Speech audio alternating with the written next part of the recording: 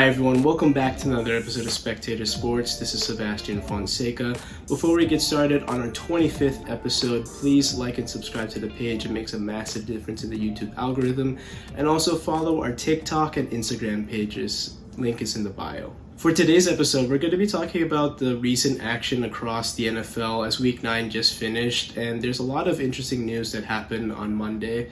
Also, going to talk about how the Warriors' struggles are actually really more concerning than I thought in last week's episode. So stay tuned. So to start, the undefeated Philadelphia Eagles took on the Houston Texans on a Thursday night matchup, and a lot of analysts were coming into this game thinking the Eagles were going to stomp all over the Texans, like 45-7, 38-13. Now, I am an Eagles fan, and I figured the Eagles would win comfortably, but I respect other teams in this league as well. Now, these are all professionals at the highest standards in professional football. A lot of players are trying to get the best tape that they can, whether it's for this team moving forward or for other teams in the offseason. And the Texans came out to fight in this game for sure. Starting with rookie running back Dameon Pierce, he ran all over the Eagles' rush defense. A really impressive running back. I got to see him firsthand on a national television game, which was really impressive. I think he hits the holes really hard. He's a very physical runner, something that is not anything to be taken for granted, and also took advantage of the Eagles not having Jordan Davis, who is their star rookie defensive tackle who's out of Georgia. He's going to be missing about 4 to 6 weeks with the high ankle sprain, and that's a big loss, especially for a game like this. He averages over 5 yards a carry, which is a pretty bad day. That's the one thing in this Eagles team that I think is really concerning, is that they have issues containing the run. They can be run on, and we saw that even against the Cowboys. Ezekiel Elliott got loose for a little bit too. Now, the Eagles offense, coming off a great game against the Pittsburgh Steelers, had another game to follow on Thursday night. They scored 29 points.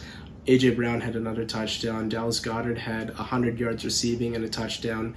Obviously, the star of the whole thing is Jalen Hurts. He had 2 touchdown passes, really ran the offense at a really effective pace.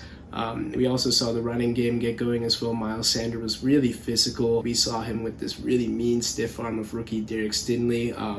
That's a welcome to the NFL moment right there. Credit to Miles Sanders. He had a great game. Also had a rushing touchdown as well. So something that I noticed in this game also is that Jalen Hurts got sacked 4 times. Now, a couple of those came off of Jerry Hughes getting the best of Jordan Mailata. Coach Nick Sirianni came back in the post-press game conference saying that it wasn't totally all on Jordan Mailata. It was just that pre-snap they didn't get totally set and they missed a couple assignments in that protection scheme that they were trying to run.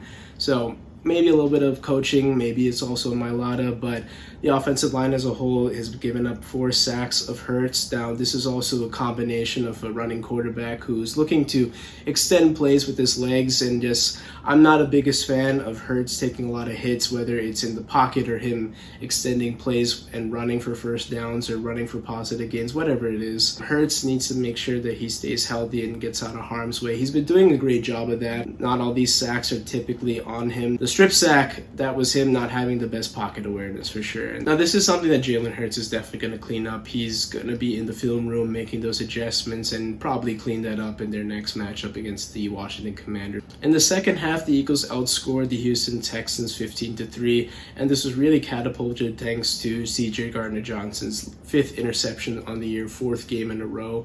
James Bradbury came up with another red zone interception, his 3rd on the year. And again, this Eagles secondary proves to be a really top-notch unit in the league. I haven't seen such a cohesive unit in such a long time. Not just 2 cornerbacks, but also the safety unit as well. The Eagles have been able to take punches. They've trailed in games, been able to come back.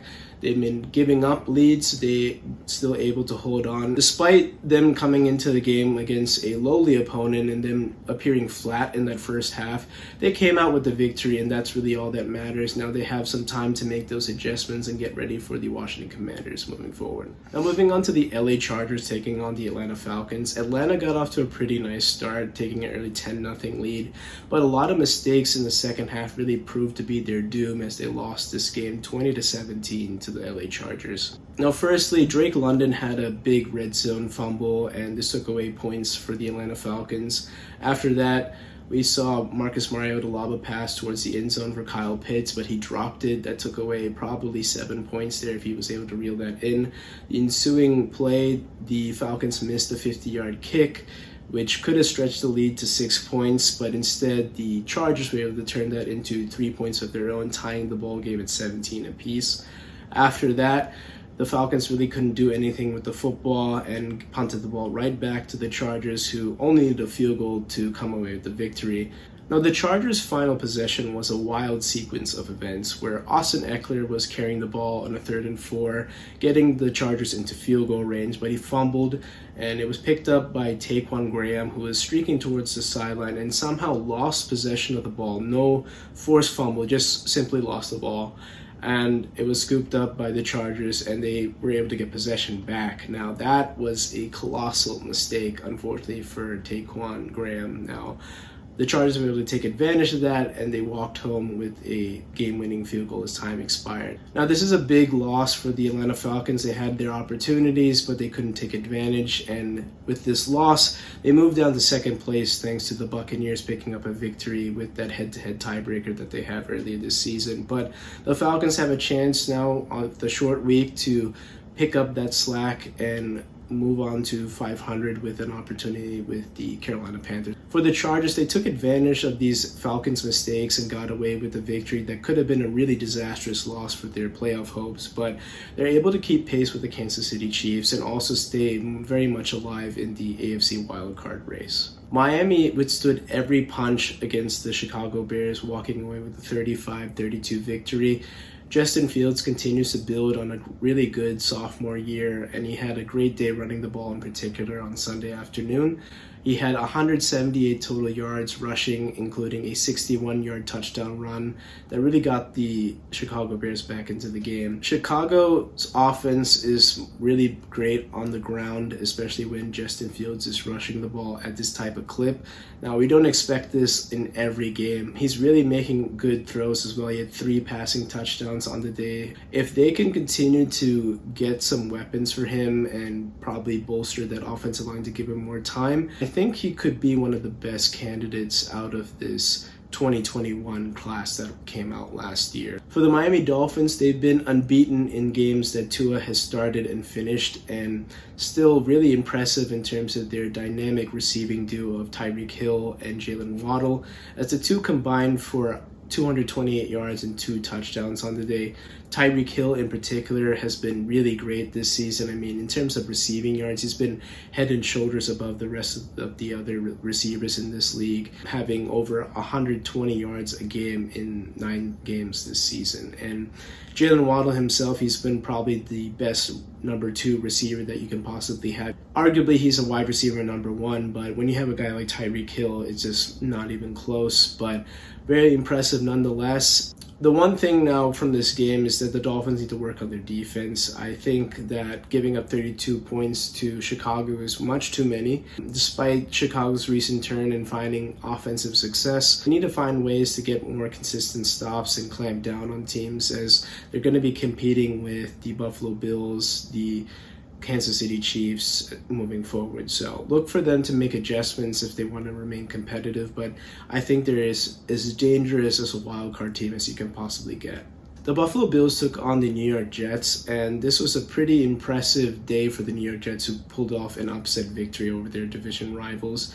They were able to harass Josh Allen left and right, forcing him to errant throws. They sacked him about 5 times in this game, hit him about 8. I was really impressed with the defensive line in particular. Quinnen Williams has been having a great season, came up with a sack in this game. And Sauce Gardner was able to come up with an interception as well of Josh Allen. They forced 2 picks on the day and limited this highly potent Bills offense to just 17 points, a season low. Robert Saleh has been phenomenal coaching this Jets team, and I was worried about this team moving forward without Breece Hall, but the acquisition of James Robinson and coupled along with Michael Carter has been great. Both backs got in on the action this day, really taking advantage of a softer Bills defense that was without Matt Milano, a key linebacker in their lineup. And We've seen this issue with the Bills defense, that they can be run over in years past. We saw it with Jonathan Allen a couple years ago. That's something that they have to clean up, because that's something that they have to clean up, especially moving forward, where teams are definitely going to be relying on a running game and trying to keep the ball away from this Bills offense. Now, the biggest concern definitely has been Josh Allen's recent play, as he's come up with 4 interceptions in the past 2 games, particularly one against Sauce Gardner where he was trying to throw it over the top of him. Wasn't really a smart play, but he's going to have to really be careful with the ball moving forward if the Bills want to make a deep run. This concerns in the divisional play is definitely something to keep watch of, as now they're 0-2 in the AFC East, something that I didn't really expect, as I thought that they were clear-cut favorites to win this division, but now they're only a half game ahead of Miami and now the New York Jets, both now have tiebreakers over them as well moving forward.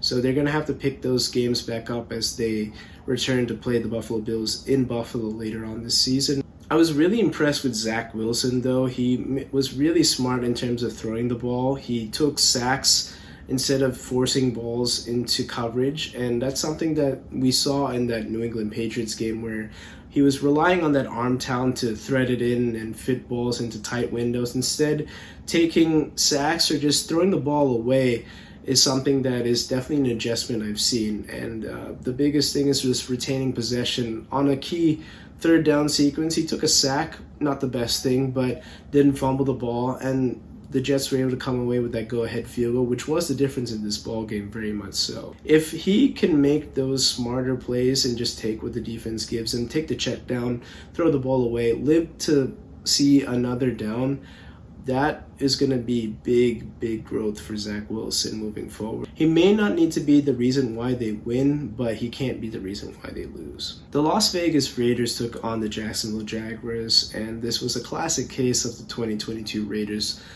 going up early, whether it's 17-0, 20-0, and then coughing up the lead and eventually losing. Now they're 0-5 on the year in one possession games. This is just something you can't do if you want to be a legit playoff contending team.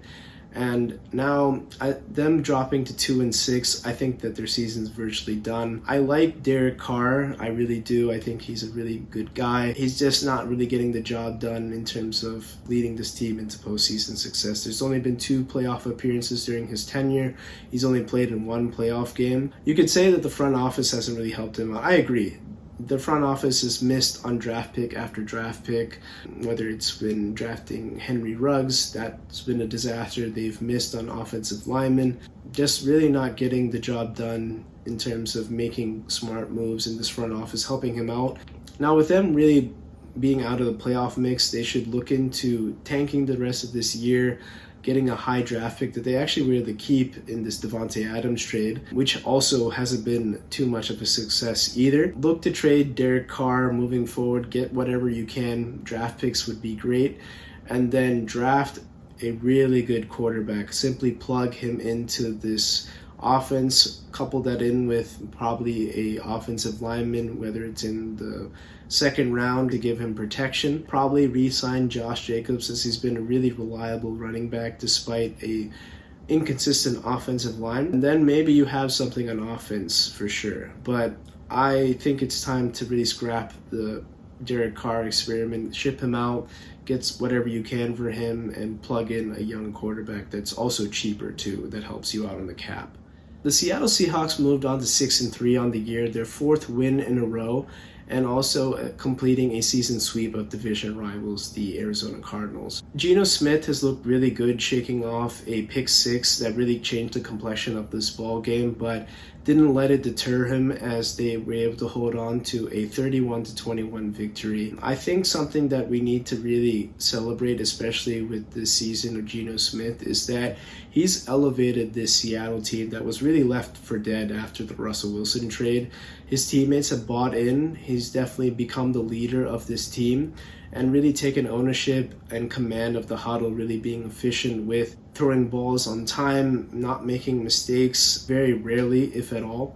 While Kyler Murray has been this super talented prospect who has had moments in this league where he's been great at being a dual threat quarterback, showcasing the big arm, but he hasn't elevated his team. In his tenure so far with the Arizona Cardinals, we've seen him only had one playoff appearance, losing that pretty handedly to the Los Angeles Rams last year. He's gotten off to good starts, but tailed off after the second half of the season, either due to injuries or just bad play. Additionally, he hasn't been having the best work ethic in terms of being in the film room, studying playbooks, being that guy that can be the leader of a franchise. And that's something that we continue to see him fall short of in this tenure with the Arizona Cardinals.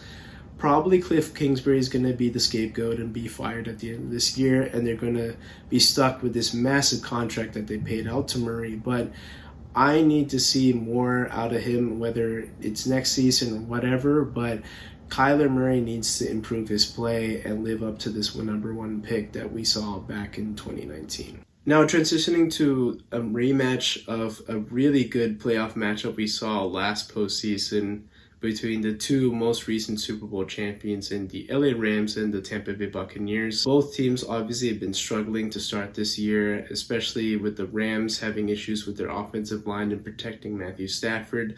A lot of those issues we saw in this game as well, where really Stafford only had to force feed the ball to Cooper Kupp. And if they didn't have Cooper Kupp, I really don't know how this offense even functions. There's no running game. It doesn't seem that any other receivers can get any sort of separation. Allen Robinson has been a complete bust of a free agent acquisition, and the defense did their best in terms of holding down the fort and limiting Tampa Bay to field goals. The problem is that the Rams' last offensive possession resulted in no first downs, and this was the same trend that really crippled the Rams' offense in that fourth quarter, where they had no first downs in that quarter at all.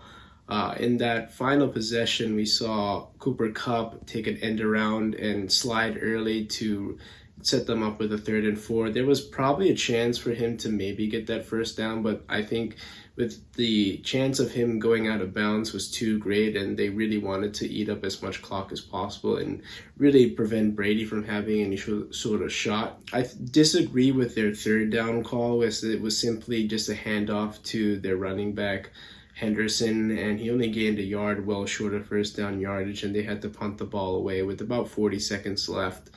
Another issue that I saw on the last two defensive possessions for the Rams is that they let Brady utilize receivers like Scotty Miller on the outside, just running simple comeback routes, and they defended the middle of the field very well and the deep as well. The problem is they didn't defend the sideline, and they allowed Scotty Miller and whoever else made those catches to get out of bounds and stop the clock, and that's something that they just simply could not do. And on the last possession, we saw a really critical defensive pass interference that set up the go-ahead touchdown on the ensuing play. The defensive line, particularly Aaron Donald, had a phenomenal game, and not allowing him to step up in the pocket, that's been really key to stopping a Brady-led offense. He also had a sack and a couple pass deflections that really changed the tide for the Rams' favor. At least despite their offensive woes, their defense really held the Bucs' offense in check.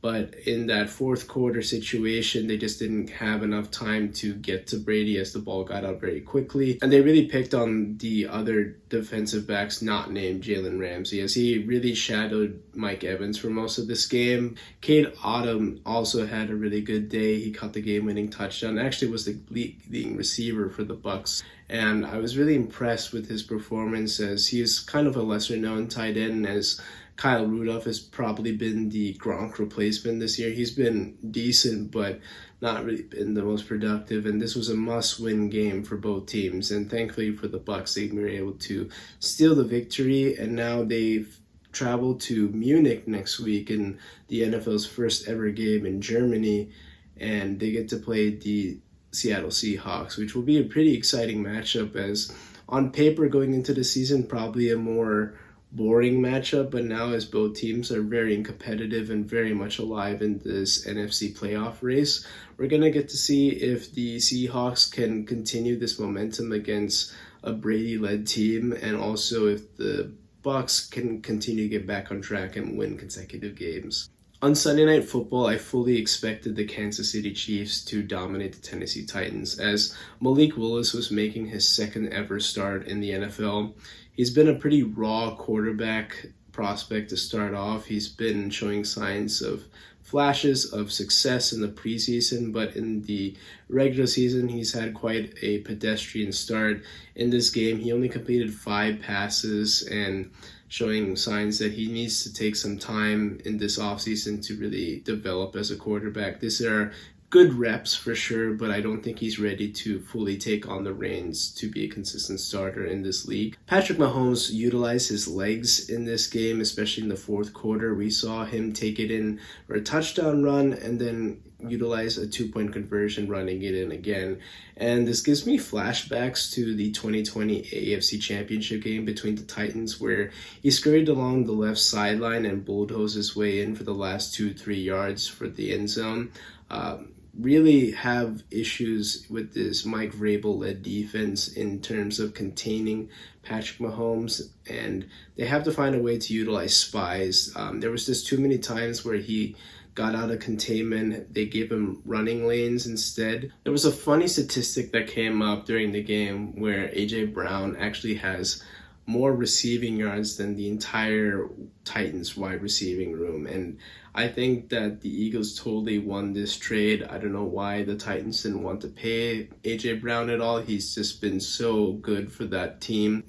They're really missing him in this season when they could have kept the core together with him, Derek Henry, Ryan Tannehill. But for whatever reason, they didn't want to pay him. And as an Eagles fan, I'm very thankful for that. So thank you, Tennessee, for trading away your best receiver. We'll make sure that we'll have him happy and healthy for years to come. For the Chiefs, this is a great victory as they remain a game ahead over their rival LA Chargers, and now they're in a tie with the Buffalo Bills. Now, we do know that the Bills still have that head-to-head tiebreaker, which is really critical for the AFC playoff race, but the Bills have shown vulnerability in this week and again against their division rivals. So look to see how this playoff race is going to shake out and see who gets home field advantage throughout the playoffs. On Monday afternoon, we saw the Indianapolis Colts fire their head coach, Frank Reich, who's had issues having stability in the quarterback room when he started guys like Sam Ehlinger, Matt Ryan, Phillip Rivers, Carson Wentz, Jacoby Brissett after the retirement of Andrew Luck back in 2019. They've really struggled to replace that potential Hall of Famer that they had, and I don't really blame Frank Reich entirely, as it's really up to the front office to make those decisions. I only really hold him accountable for the decision to trade for Carson Wentz, as we know he's been having issues all over from his Eagles tenure to the time with the Colts and now with the Washington Commanders moving forward. So they've had issues definitely, but now this is a time that they can just reset the whole roster, probably keep the offensive line if they can intact, as they are still a very good unit. I just think they need to have a reset and have a new offensive philosophy.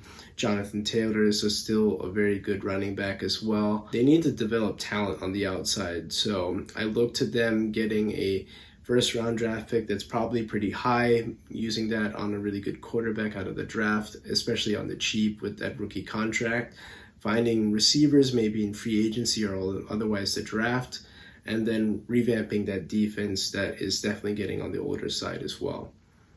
They also were able to fill the hole in terms of interim head coach with Jeff Saturday. I think that's been a really interesting move. Now, he's been a head coach in the high school level, and he's mostly known for being an analyst on ESPN. Very entertaining personality, great guy. I'm not entirely sure what his coaching capability is, but it's going to be interesting to see how he can motivate this team moving forward. Now, it's probably a lost cause. I don't know if he's going to get the gig permanently. It's just an interim level. I look to them finding a longer-term solution moving forward and putting Jeff Saturday just in a temporary basis. So after 9 weeks in the NFL season, I wanted to break down the current playoff picture as they stand in each conference. In the AFC, we start off with the Buffalo Bills, followed by the Kansas City Chiefs, the Baltimore Ravens, the Tennessee Titans, the New York Jets, followed by the Miami Dolphins, and then the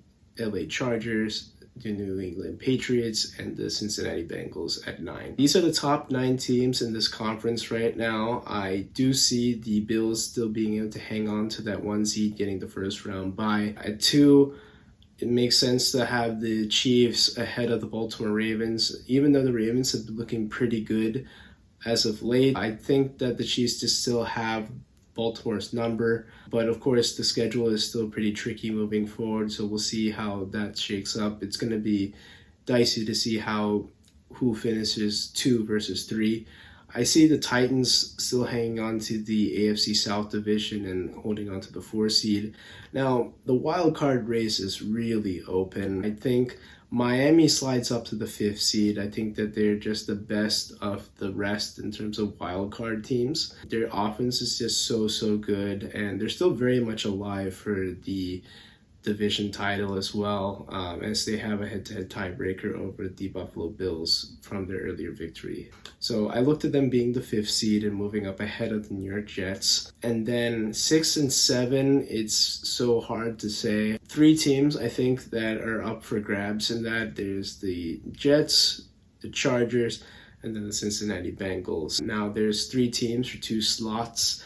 I want to lean to say that both the Chargers and Bengals could get in, and then the Jets would just fizzle out, but they've just been so good as of late, and this win against the Buffalo Bills is a huge win for them. Both the Bengals and the Chargers have been inconsistent, losing to lesser quality opponents. Both have also had injuries as well this season, so I think only one of those teams get in, and if I were to lean a certain way, I'm going to say the Cincinnati Bengals snake in and get that last spot as the 7th seed or the 6th seed, depending on how it lines up. Out of those 3 teams, I think maybe the Chargers would be on the outside looking in. It's just so hard to say. It's just that close right now. In the NFC, we obviously start off with the unbeaten Eagles at the 1 seed, followed by Minnesota at 2. The Seattle Seahawks at 3, followed by the Tampa Bay Buccaneers at 4. The Dallas Cowboys are the 5th seed.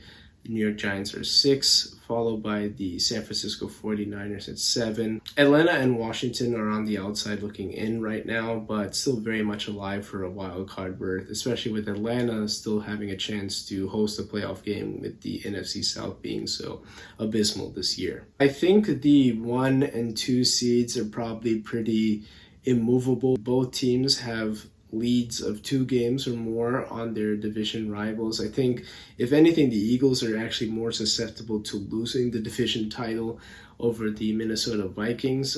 I think that just the chasm between the Vikings and whoever else is in the NFC North is just so wide that they're head and shoulders ahead of their competition. The NFC East right now, with Philly being unbeaten, 2 games ahead of both the Cowboys and the Giants. I still think that they hold on to that division and finish ahead of the Vikings in the process, holding on to that 1 seed, like I said. The 3 seed is very tricky to predict. I think Seattle right now is holding on to it right now as they're leading the NFC West.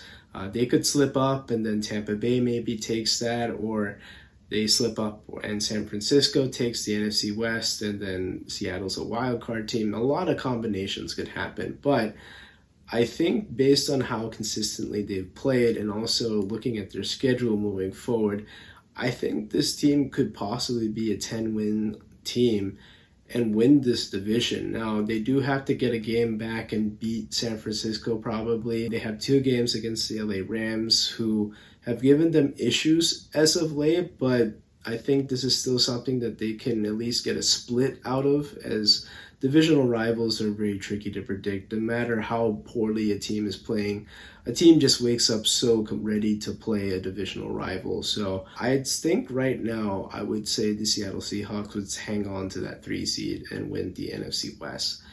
In the NFC South, it's really hard. I've been huge on the Falcons this year, but I just can't buy into them just yet and say that they can beat Tom Brady. I think despite everything going on with the Bucs this year. It's hard to count out Tom Brady not making the playoffs at all. I've been thinking and saying that the Bucs would have a very short stay in the playoffs. They may win the division, but that means that it's a short stay and they probably get eliminated by the best wild card team. Right now, I have that as the Dallas Cowboys at the 5th seed. I think they stay there. Definitely the best of the wild card teams in the NFC. In 6th, I think the 49ers could leapfrog the New York Giants, but that really depends on how consistently they continue to play. But the Giants and 49ers I see as both teams getting in the playoffs. I'm just not sure how the seeding breaks down, but either one of them could be 6 or 7. And then the loser out of the NFC South, I think, is out entirely. So Atlanta may just miss the cut, or even Tampa Bay also just may barely miss the cut. So the NFC South, I think, only way to get in through that division is winning that division. For my teams of the week, I'm going to name the New York Jets, the Tampa Bay Buccaneers, and the Philadelphia Eagles. The Jets, I think, led by their defense, particularly with Sauce Gardner, Quinnen Williams, and also their head coach, Robert Saleh, have been phenomenal this year, picking up a really good quality win, holding the highly potent Bills offense to just 17 points. That's a big, big win for them. And then also the Bucs, stopping that bleeding is huge. I think if they were to lose this, they would just continue to tailspin and probably flame out of the playoff race entirely. But this keeps them very much alive, and they also still have a tiebreaker over Atlanta. That's a big win for them. The Eagles have had double-digit leads in all their wins this year, and that means that's 8 times that they've had a double-digit lead compared to the Minnesota Vikings, who've won close games against okay-ish competition. But the thing is, the Eagles have beaten up this weaker competition quite handedly, and as only 2 games so far have even been within 1 possession. So the Eagles have a softer schedule, yes, but they're really handling business and winning quite comfortably, consistently. For my offensive player of the week, I'm going to name Tua. I think he's just having a phenomenal season. As long as he's starting and finishing, this Miami Dolphins team is really dangerous to watch. And he's had over 300 yards passing with 3 touchdowns on the day. Just really, really good play. I think an honorable mention has to be given out to Justin Fields, who set a regular season record for rushing yards. So kudos to him as well. My defensive players of the week, I'm going to name Matthew Judon, who had 3 sacks in a really dominant performance for the New England Patriots now with 11 sacks on the year. Very, very impressive. And then also I'm going to name the star of Monday Night Football in Justin Houston, who's a 33-year-old pass rusher, but he had 2.5 sacks and an interception. So Justin Houston has been a veteran in this league, but still being very productive. So happy to see him continue to play well. Now, transitioning to the NBA, after 3 weeks of the season, I really got a chance to look at the Golden State Warriors, and I really shrugged off their earlier weaker start, but they continued to lose as they went 0-5 in this recent road trip, total of 0-6 on the year. That's just not really good play. Main issues that I'm seeing out of the Warriors is that their defense, really, really subpar this year. You can see here on this clip that there's been issues with just closing out on shooters. As a lack of effort that I'm seeing here, not being consistent in their rotations. Another thing is that their offense has had a dip in terms of shooting. Biggest thing here we can see is just Klay Thompson. He's been shooting horribly to start off this year. And also hasn't been the same player since coming back from the Achilles and ACL injuries. Definitely slower and not being the same defender as he used to be. Those are big injuries, obviously, to overcome. He's definitely taken a step back compared to what he used to be pre-injury. Their defense, like I said, has been a major calling card to their 2022 championship. And honestly, when their starters are actually playing, it's been pretty solid, with especially Andrew Wiggins taking on the primary wing player on the defensive side of the ball.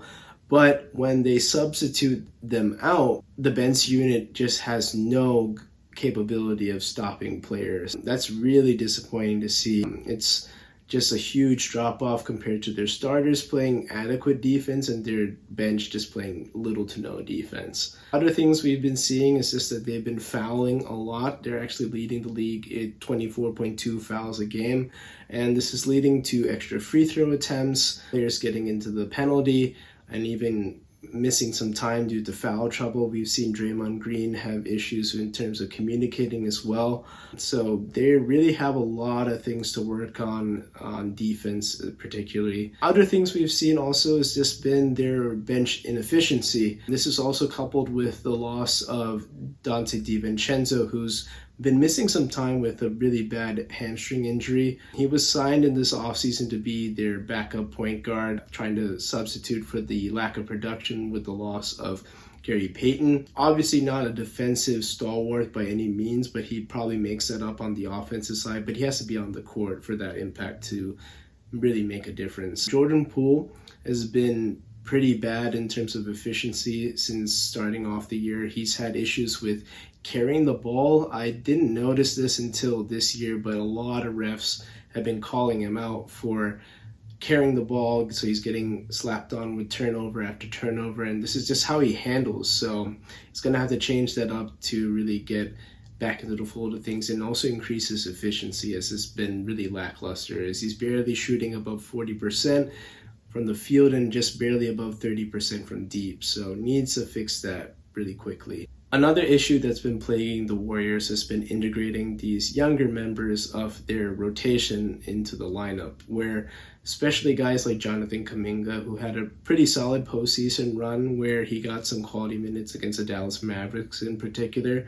I think he's earned that extra set of minutes and getting a solid rotation in this lineup. And Steve Kerr has been tweaking the lineup as well, staggering the minutes with him or Moody or James Wiseman. But Wiseman also, he's been really bad in terms of being consistent defender, and only his offensive production has been really just getting put back dunks or just catching lobs. So he's going to have to figure out a way to be more productive when he's on the court as well. Now, if these younger players continue to struggle, I would definitely look out for maybe the GM Bob Myers to look for a trade, maybe trading a guy like James Wiseman to acquire a more veteran player that can be a better influence in this locker room. Not to say that any of these players have had issues with egos or such. I think they just need a more veteran presence. They're definitely taking this slow. Now 3-6 is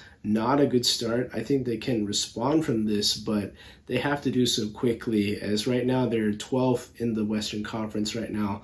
Nowhere near the start that I expected them to be. But only 9 games into this season, so they can definitely turn this around and look to defend their championship in the later stages of the regular season.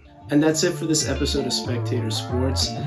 Moving forward, there's going to be a really big deep dive into the FIFA World Cup coming up in mid-November. I'm in the works of doing research, previewing each team that is qualified for the World Cup, and look for that video to drop before the November 20th kickoff. So stay tuned for that, and as always, like and subscribe and follow our Instagram and TikTok pages. Until then, I'll see you next time, and stay safe.